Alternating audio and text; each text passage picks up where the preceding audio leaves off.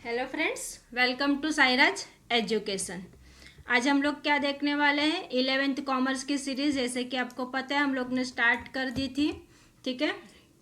उसके अंदर हम लोग ने 11th कॉमर्स के लिए अकाउंटेंसी सब्जेक्ट स्टार्ट किया है। वहाँ पे भी 3 लेक्चर्स अगर अगर आपने नहीं देखे तो प्लीज़ जाके पहले वो 3 लेक्चर देख लो, बहुत इंपॉर्टेंट है, ठीक है। आपको बेसिक मालूम पड़ जाएगा। उसमें भी फर्स्ट लेक्चर जो हुआ था वो ज़रूर देख लेना, क्योंकि वो फर्स्ट लेक्चर्स के अंदर हमने सिलेबस इंट्रोड्यूस करवाया था और सिलेबस के साथ में आपको डिटेल्स में बताया था कि चैप्टर के अंदर हमें क्या क्या पढ़ना है, ठीक है। तो बेसिक नॉलेज आपको आ जाएगा कि भाई सब पूरा हमें पूरे साल पढ़ना क्या है, ठीक है। तो इस हिसाब से हमें पूरा गाइडेंस अच्छे से मिलता है। फाइन, तो वो फर्स्ट लेक्चर जरूर देख लेना। चलो तो स्टार्ट करते हैं। हम लोग चैप्टर 1 हमने स्टार्ट कर दिया था, ठीक है। बुक कीपिंग एंड अकाउंटेंसी के अंदर 11th कॉमर्स के लिए। और वहाँ पे भी हम लोग ने स्टार्टिंग का बुक कीपिंग क्या है, अकाउंटेंसी क्या है, दोनों के बीच का डिफरेंस, ये पूरा हमने कवर किया है। फाइन, तो स्टार्टिंग से एंड तक बने रहना। अब हम स्टार्ट करने वाले हैं आगे बेसिस ऑफ अकाउंटिंग सिस्टम। क्या स्टार्ट करने वाले, basis of accounting system. Basis बोलो या मेथड्स बोलो, कि अकाउंटिंग सिस्टम्स करने के लिए कौन कौन से मेथड्स रहते हैं, ठीक है। तो वो हम लोगों ने लास्ट लेक्चर में मैंने ये थोड़ा बहुत दिखा दिया था कि कैश बेसिस, एक्रूअल बेसिस और मिक्स्ड और हाइब्रिड बेसिस, इस तरह से 3 बेसिस रहते हैं, 3 मेथड रहते हैं फॉर किसके लिए कॉमनली जो यूज होती है अकाउंटिंग सिस्टम के अंदर, ठीक है। तो चलो अब हम इसको डिटेल्स में पढ़ेंगे। इसके पहले चैनल पे फर्स्ट टाइम है तो प्लीज़ चैनल को सब्सक्राइब जरूर कर लेना और एक लाइक तो जरूर बनता है, ठीक है। तो स्टार्ट करते हैं अभी हम लोग। और आपको बहुत इजी वे में पढ़ाने वाली हूँ, ठीक है। यानी आपको जरा भी लोड नहीं आने वाला है। ऑफकोर्स ये 11th है, आपके लिए स्टार्टिंग का पीरियड है, जो आपको आगे भी कॉमर्स फील्ड के अंदर का बहुत ही इंपॉर्टेंट रहने वाला है, ठीक है। तो ये जो आपका बेस है उसको हम एकदम अच्छे से कवर करेंगे ताकि आपको आगे ये हेल्पफुल रहेगा, ठीक है। अब आपको तो हेल्पफुल रहेगा ही, साथ में दूसरे को भी हेल्प करो, शेयर करो वीडियो और लाइक कर लेना। और प्लीज़ अगर चैनल पे फर्स्ट टाइम है तो सब्सक्राइब जरूर कर लेना। चलो स्टार्ट करते। कैश बेसिस पहला क्या है, अकाउंटिंग सिस्टम का मेथड। पहला मेथड कौन सा है, कैश बेसिस। कैश बेसिस यानी क्या, कि जिसके अंदर हम लोग एक्चुअल में जो कैश यानी ऑन द स्पॉट्स अगर हम लोग ने कोई अकाउंटिंग सिस्टम यानी कुछ ट्रांजेक्शन्स किया है, ठीक है, तो वहाँ पे हम उसको कैश के रूप में, रिसिप्ट्स हो या पेमेंट्स हो, ठीक है। अगर हम लोग ने यहाँ पे सेल किया, परचेस किया, जो भी किया, ठीक है, जो भी ट्रांजेक्शन है, तो वहाँ पे हमें पे करना है या फिर रिसिप्ट्स करना है, जो भी रहेगा वो किस पे रहेगा, कैश में, ठीक है। किस में रहेगा, कैश में। तो उसको हम बोलेंगे कैश बेसिस। लाइक चलो, अंडर द कैश बेसिस, ठीक है, under the cash basis of accounting actual cash. क्या बोला है, एक्चुअल कैश, चाहे फिर वो रिसिप्ट हो या फिर पेमेंट हो, कैसा होना चाहिए, एक्चुअल, आर रिकॉर्डेड, वहां पे फिर वो रिकॉर्ड होते हैं। In this basis revenue is recognized. Revenue यानी कि आपका जो प्रॉफिट या फिर आपका नेट इनकम जो भी हो रहा है, ठीक है, वो revenue is recognized when cash is received, ठीक है। जब आपके पास पैसा आ रहा है तो वो क्या हो गया, आपका revenue. And expenses are recognize. Expenses कब बोलोगे, जब आप उसको पेड करोगे, जब आप परचेस करोगे कोई चीज़ है, ठीक है, आप कोई चीज़ खरीदोगे तो उसके लिए आप पे करोगे तो उसको हम बोलेंगे एक्सपेंसेस। और जब आप कोई चीज़, समझो अगर आप क्रेडिटर हो, आपने सेल किया, ठीक है, सेल किया तो आपके पास पैसे आए, रिसिप्ट हुआ, रिसीव्ड हुआ, तो वो क्या हो गया, आपका रेवेन्यू। समझ में आ रहा है, रेवेन्यू और एक्सपेंसेस क्या है, ठीक है। और वो कौन पे हो रहा है, किस पे हो रहा है, कैश बेसिस पे, तो उसको हम बोलेंगे cash basis of accounting system. जैसे कि एग्जाम्पल यहाँ पे दे दिया, any income received, any expenses paid, ठीक है। Such a method of accounting is usually followed by professional such as, जैसे कि डॉक्टर्स हो गए, लॉयर्स हो गए, चार्टर्ड अकाउंट यानी सीए हो गए, and not for profit organization, ठीक है। तो ये अकाउंटिंग सिस्टम मोस्टली कौन यूज करता है, ये जो यहाँ पे एग्जाम्पल्स दिए वो, ताकि आपको ज़्यादा क्लियर समझ में आए। डॉक्टर के पास आप गए, डॉक्टर को बोलोगे भाई मैं 10 दिन के बाद पैसा दूंगा, नहीं होता है ना, वो कैश बेसिस पे रहता है। आप गए, चेक करवाया, पैसा आपको देना है, ठीक है। लॉयर्स जो फीस चार्ज करेगा तो आपको ऑन द स्पॉट उसको फीस देनी है, ठीक है। समझ में आया ना, ठीक है। तो ये हो गया, यानी कि डॉक्टर, लॉयर, सीए जो फीस चार्ज करेंगे वो आपको ऑन द स्पॉट्स देनी है, ठीक है। तो ये हो गया आपका कैश बेसिस। सेकंड क्या है, एक्रूअल और मर्केंटाइल बेसिस। एक्रूअल और मर्केंटाइल बेसिस का मीनिंग क्या होता है, कि जैसे कि under the accrual basis of accounting the revenue whether received और नॉट, यानी कि आपने जनरेट तो कर लिया, आपने कमा लिया, अर्न हो गया, लेकिन अभी तक आपको मिला या नहीं मिला, ठीक है, रिसीव्ड और not but has been earn, ठीक है, यानी आपने कमा लिया लेकिन वो चीज़ आपको मिली नहीं। जैसे कि मैं अगर समझो टीचर हूँ, मैंने सर्विस दे दी, ऑफकोर्स मुझे उसका रेवेन्यू तो जनरेट होने वाला है, समझ में आया, मैंने सर्विस दे दी लेकिन उसका पैसा मुझे मिलने वाला है। ठीक है, तो ये क्या हो गया, रेवेन्यू वेदर रिसीव्ड और not but has been earn और accrued during the accounting period and expenses incurred. ये आपको ऑब्जेक्टिव के लिए काम हो सकती है, तो ध्यान में रखो। ठीक है, तो यहाँ पे क्या बोला है, रिसीव्ड और not but has been earn. ठीक है, तो उसको हम बोलते हैं एक्रूअल और मर्केंटाइल बेसिस। वैसे ही सेम एक्सपेंसेस के लिए भी, रेवेन्यू हो या एक्सपेंसेस हो, ठीक है, अगर मैंने खर्चा किया है तो मैंने पे किया या नहीं किया, लेकिन वो हो चुका है, मेरे द्वारा वो खर्चा हो गया है, ठीक है, लेकिन मुझे पे तो करना है। ठीक है, तो उसको हम बोलते हैं, या फिर मैंने पे कर लिया तो उसको हम क्या बोलते हैं, एक्रूअल और मर्केंटाइल बेसिस। ठीक है, in other word revenue is recognized when it is earn or accrued and expenses are recognized when these are incurred। ठीक है, जैसे कि any income earned whether received or not, any expenses incurred whether paid or not। ठीक है, तो वो सब चीज़ें होती है। फाइन, अब आगे देखते हैं हम लोग, सॉरी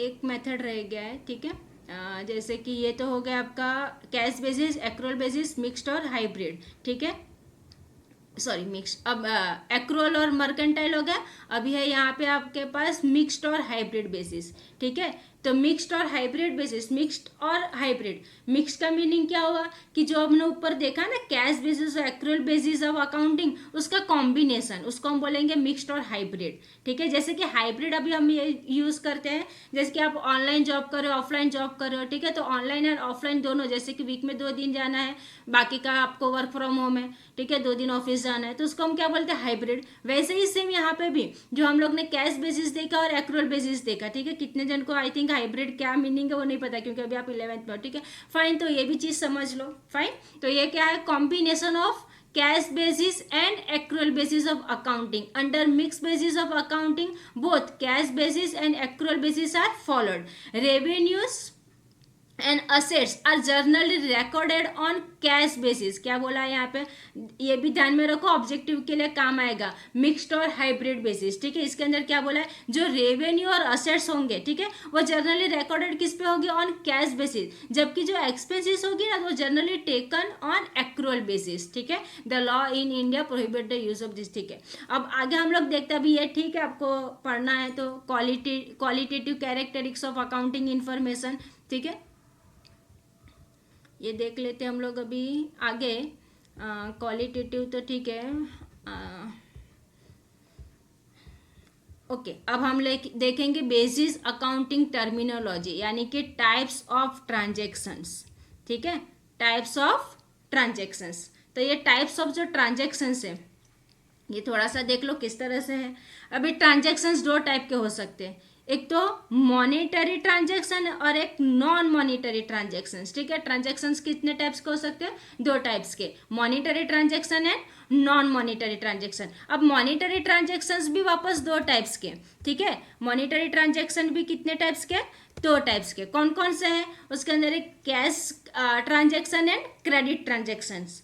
समझ में आया, मॉनिटरी ट्रांजैक्शंस 2 टाइप्स के, cash transaction and credit transaction. और जबकि नॉन मॉनिटरी ट्रांजैक्शन एक है, कौन सा, बार्टर। मॉनिटरी यानी क्या, जिसके अंदर पैसा इंक्लूड है, मॉनिटरी मनी।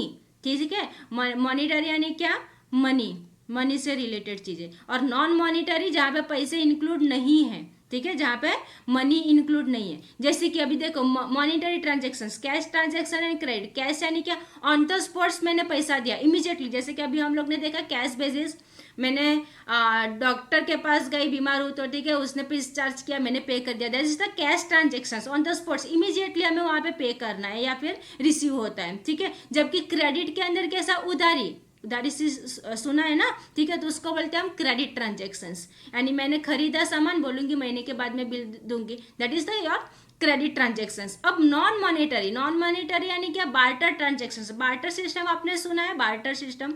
ठीक है, जिसके अंदर हम लोग पैसा इंक्लूड नहीं, जैसे कि बहुत पहले के ज़माने में क्या करते थे, अभी जहाँ पे जब कॉइन नहीं रहता था तो क्या, अगर समझो मैं अनाज ये उगा रही हूँ, ठीक है, अनाज, ठीक है, तो उसके अंदर अगर मेरे पास गेहूं अगर मेरे पास हो रहा है और बाजू वाले के पास चावल हो रहा है, तो हम क्या करेंगे, उसको एक्सचेंज कर लेंगे। भाई मैं तुझे इतना गेहूं देता हूँ, तू मुझे उतना चावल दे। समझ में आ रहा है? That is the barter transaction, यानी गुड्स को गुड्स के साथ चेंज करते थे, वहां पे पैसे इंक्लूड नहीं होते थे। तो that is your non monetary transaction. So आपको टाइप समझ में आया, मॉनिटरी और नॉन मॉनिटरी, ठीक है। तो ये भी आपको हेल्पफुल होएगा, यानी थोड़ा थोड़ा बहुत आप समझ के रखो, ताकि आपको आगे ये हेल्पफुल होगा। अब मैंने आपको यहाँ पे ऊपर ही पूरा बता दिया वो टाइप्स के अंदर, अगर वहां से ही आप लोग कर लोगे तो वेल एंड गुड, लेकिन फिर भी अभी ट्रांजेक्शन्स क्या है, ठीक है, इस पे ना मोस्टली आपको ऑब्जेक्टिव में पूछ लेते हैं। तो ट्रांजेक्शन्स क्या है, ये नोट और पेन लेके बैठना बच्चों, प्लीज इसको लिखते जाओ, ठीक है, ये आपको ऑब्जेक्टिव के लिए काम आ सकता है। तो ट्रांजेक्शन क्या है, ट्रांजेक्शन क्या है, एक्सचेंज ऑफ क्या, गुड्स एंड सर्विस, ठीक है। ट्रांजेक्शन यानी क्या है, एक्सचेंज किया, मैंने चेंज किया, एक्सचेंज किया क्या, वहां पे गुड्स भी हो सकती है और सर्विस भी हो सकती है, ठीक है। गुड्स यानी मैंने कोई चीजें दी, सर्विस यानी लाइक अभी मैं दे रही हूँ। समझ में आया? गुड्स एंड सर्विसेज, बिटवीन किसके बीच में, अभी मैं अकेली तो खुद को नहीं पढ़ा सकती हूँ ना, मैं तो आपको पढ़ा रही हूँ, तो ये क्या हो गया, सर्विस में आपको दे रही हूँ, यानी क्या हो गया, सर्विस बिटवीन टू पर्सन और पार्टीज। अभी वहां पे पर्सन हो सकता है या फिर ग्रुप भी हो सकता है या इंडिविजुअली, ठीक है। तो इस तरह से exchange of goods and service between two person और पार्टीज फॉर मनी और मनीज वर्थ, ठीक है। वहां पे पैसे के लिए भी हो सकता है या फिर पैसे से रिलेटेड, ठीक है, उससे, तो वो क्या हो गया, worth is known as the transaction. तो ये ऑब्जेक्टिव के अंदर आ सकता है कि ट्रांजेक्शन का मीनिंग पूछा जा सकता है, फिर आपको ट्रू और फॉल्स में, या फिर आपको इसमें फिल इन द ब्लैंक्स के अंदर, ठीक है, तो ये आ सकता है। तो ये या फिर आपको वन वर्ड्स के अंदर आ सकता है। तो ये ध्यान में रखना है कि ट्रांजैक्शन का डेफिनेशन क्या है, यानी मीनिंग क्या है, exchange of goods and services between two persons और पार्टीज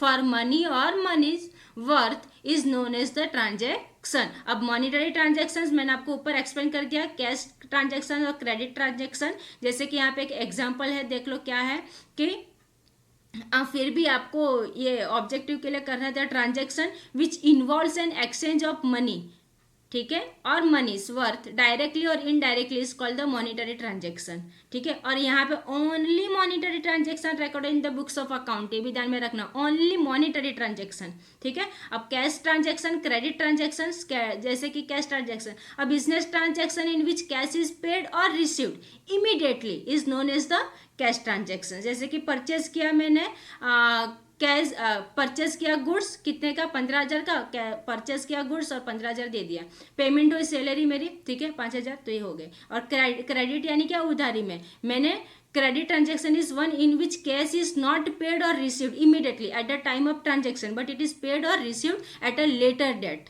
ठीक है। तो ये हो गया आपका ये। अब नॉन मॉनिटरी ट्रांजेक्शन्स, अभी मैं आपको एंट्री, नरेशन, गुड्स, ये सब चीज़ें क्या है ना वो सब बताने वाली हूँ, ठीक है। ये आपको मैं पूरा इसके अंदर ही दिखा दूंगी कि किस तरह से होने वाला है। जैसे कि अभी नॉन मॉनिटरी का ये देख लो, the transaction which doesn't involve an exchange of money और मनीज वर्थ डायरेक्टली और indirectly are called non monetary, ठीक है। जैसे कि इसके अंदर हम लोग रिकॉर्डिंग रखेंगे, उसको एंट्री बोलते हैं, ठीक है, कि recording of a business transaction in the proper form और method in the books of account is called the entry, it's called an entry. Narration यानी क्या, कि वहां पे ना हम लोग जब जनरल एंट्री करते, ठीक है, तो वहां पे नीचे एक नोट लिख के रखते छोटा सा, ठीक है, और वो स्टार्ट किससे होता है, बिंग से, ठीक है, बिंग से वो स्टार्ट होता है, तो वो नरेशन बोलता है। यानी कि जब हम देखेंगे कि हाँ भाई मैंने ये ट्रांजेक्शन किया था, तुरंत मुझे याद आ जाता है, ठीक है। तो क्या है, अब ब्रीफ एक्सप्लेनेशन, अभी ये सब आपको ऑब्जेक्टिव के लिए काम आ रहा है, इसके लिए पढ़ा रही हूँ मैं, ठीक है। तो आपको ये सब चीज पे भी ध्यान देना है, फाइन। तो क्या बोला है, narration, a brief explanation of the business transaction for which an entry is pass is called the narration, a brief explanation, ठीक है। जो भी ट्रांजेक्शन मैंने किया है उसका शॉर्ट में वहां पे एक्सप्लेनेशन होता है, उसको क्या बोलते हैं हम, नरेशन, ठीक है। और स्टार्ट वो कहाँ से होता है, बिंग या फॉर से। फिर गुड्स यानी क्या, जैसे कि the term goods refers to the merchandise, commodities, articles और थिंग्स इन विच ट्रेड्स, ठीक है, these are purchased और manufactured for the purpose of sale or to earn profit। जैसे कि example, medicine are goods for the chemist, ठीक है, vegetables are goods for the vegetable vendors, of course आपको समझ में आ रहा है, ठीक है, hope so fine.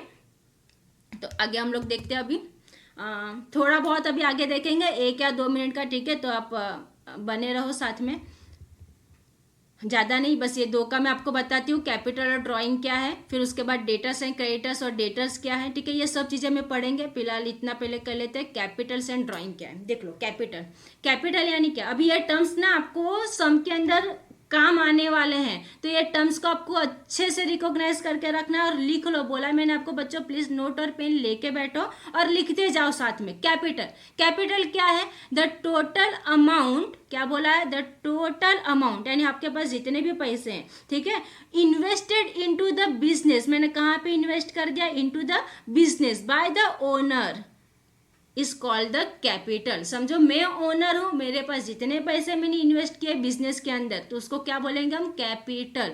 The total amount invested into the business by the owner is called the capital. Excess of assets over the liability is also called as capital. क्या बोला है, एक्सेस ऑफ असेट्स, ये objective में पूछते हैं, please इस term को ध्यान में रखना। Excess of assets over the liability is called as capital. the equation क्या है for this, capital is equal to assets minus liability, ठीक है, ऑब्जेक्टिव के लिए काम आएगा, capital is equal to assets minus liability, तो ये हो गया आपका कैपिटल। नेक्स्ट देख लो ड्राइंग, ठीक है, तो ड्राइंग क्या है, फाइन, तो ड्राइंग, ड्राइंग क्या है, द अमाउंट ऑफ कैश, क्या बोला है, द अमाउंट ऑफ कैश और value of goods, the amount of cash और value of goods, assets etc. withdraw from the business by the owner for personal use called as drawing. अभी आप drawing देखोगे यानी आपको एक दिमाग में आएगा, हाँ ये मैंने पर्वत बनाया, उसके नीचे नदी बनाया, यहाँ पे सन बनाया, ठीक है, फिर यहाँ पे ट्री बनाया, वो वाला ड्राइंग नहीं है भाई, ये वाला ड्राइंग नहीं है। ड्राइंग क्या है, यहाँ पे ड्राइंग का मीनिंग होता है कि समझो मैं ओनर हूँ, मैंने बिजनेस स्टार्ट किया है, मेरा बिजनेस अच्छे से रन हो रहा है, अब मुझे बिजनेस चलाते चलाते मेरे कुछ खर्चे भी तो रहेंगे, मेरे पर्सनल खर्चे के लिए मैंने मेरे जो बिजनेस है उसमें से मैंने कुछ पैसे उठा लिए, कुछ पैसे मैंने लिए मेरे पर्सनल खर्चे के लिए, तो उसको बोलते हैं हम ड्राइंग। याद रहेगा, द अमाउंट ऑफ कैश और value of goods assets etcetera withdraw from the business by the owner for personal use called as drawing. ठीक है भाई बच्चों, आज के लिए हम लोग इतना रखते हैं, नहीं तो ज़्यादा हो जाएगा आपके लिए, ठीक है। तो मिलते हैं हम लोग नेक्स्ट लेक्चर में, तब तक के लिए इतना पढ़ो और अच्छे से ध्यान से सब कुछ कवर करो, ठीक है। Thank you, bye.